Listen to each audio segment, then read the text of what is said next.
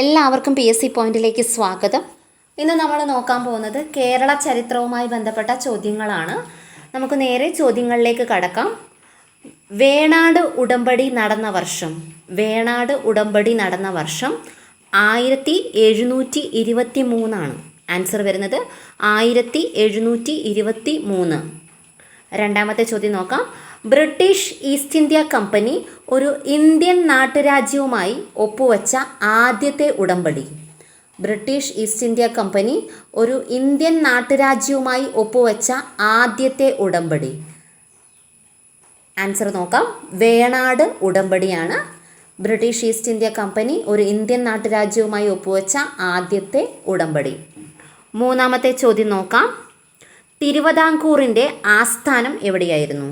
തിരുവിതാംകൂറിൻ്റെ ആസ്ഥാനം എവിടെയായിരുന്നു? ആൻസർ വരുന്നത് കൽക്കുളമാണ്. കൽക്കുളം പത്മനാഭപുരമാണ് തിരുവിതാംകൂറിൻ്റെ ആസ്ഥാനം. നാലാമത്തെ ചോദ്യം നോക്കാം. തിരുവിതാംകൂർ സ്വരൂപത്തിൻ്റെ പേര് എന്തായിരുന്നു? തിരുവിതാംകൂർ സ്വരൂപത്തിൻ്റെ പേര് എന്തായിരുന്നു? തൃപ്പാപ്പൂർ സ്വരൂപമായിരുന്നു തിരുവിതാംകൂർ സ്വരൂപത്തിൻ്റെ പഴയ പേര്.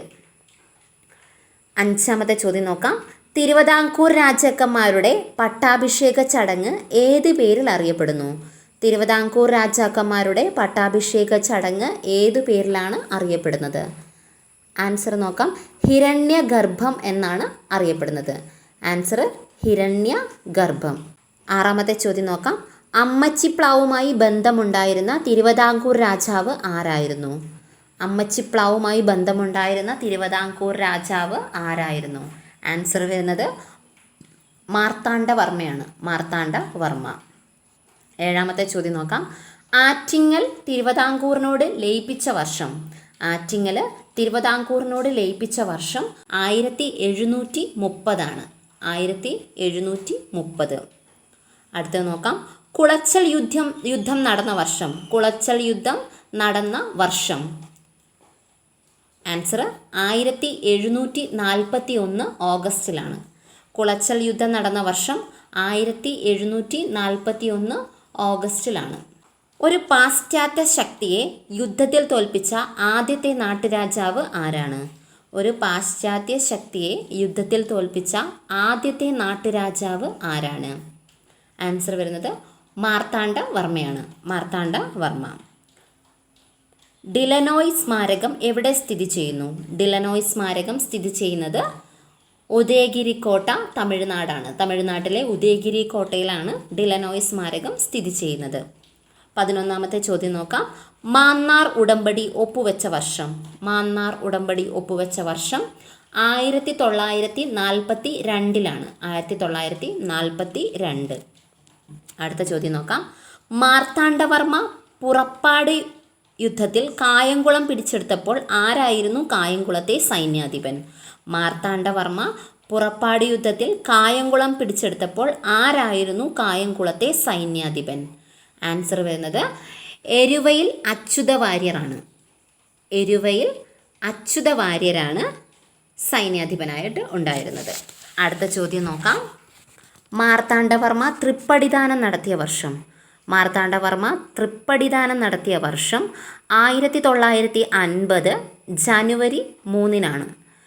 1950 ജനുവരി 3 മാർത്താണ്ഡവർമ്മ തൃപ്പടിദാനം നടത്തിയത്.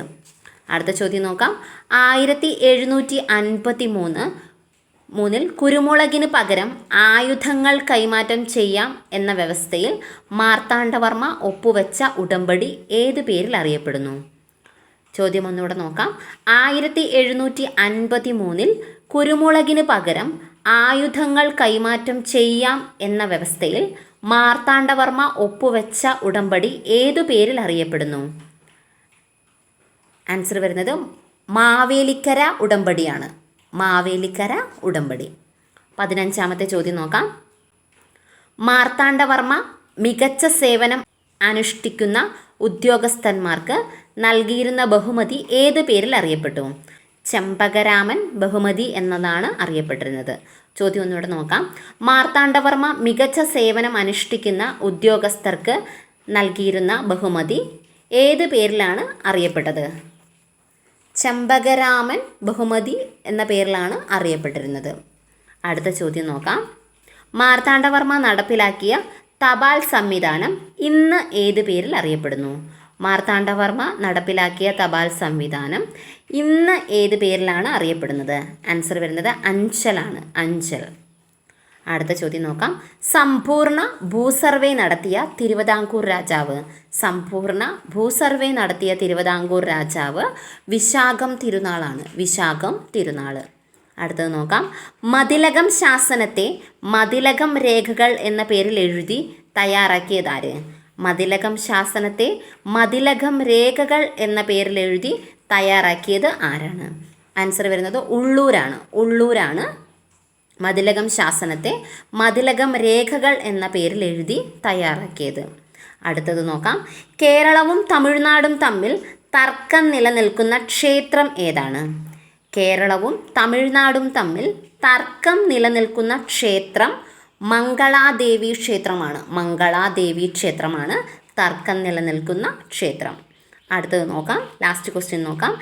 കേരളത്തിലെ ഏക തടാക ക്ഷേത്രം. കേരളത്തിലെ ഏക തടാക ക്ഷേത്രം അനന്തപുരം തടാക ക്ഷേത്രമാണ്. കേരളത്തിലെ ഏക തടാക ക്ഷേത്രം അനന്തപുരം തടാക ക്ഷേത്രമാണ്.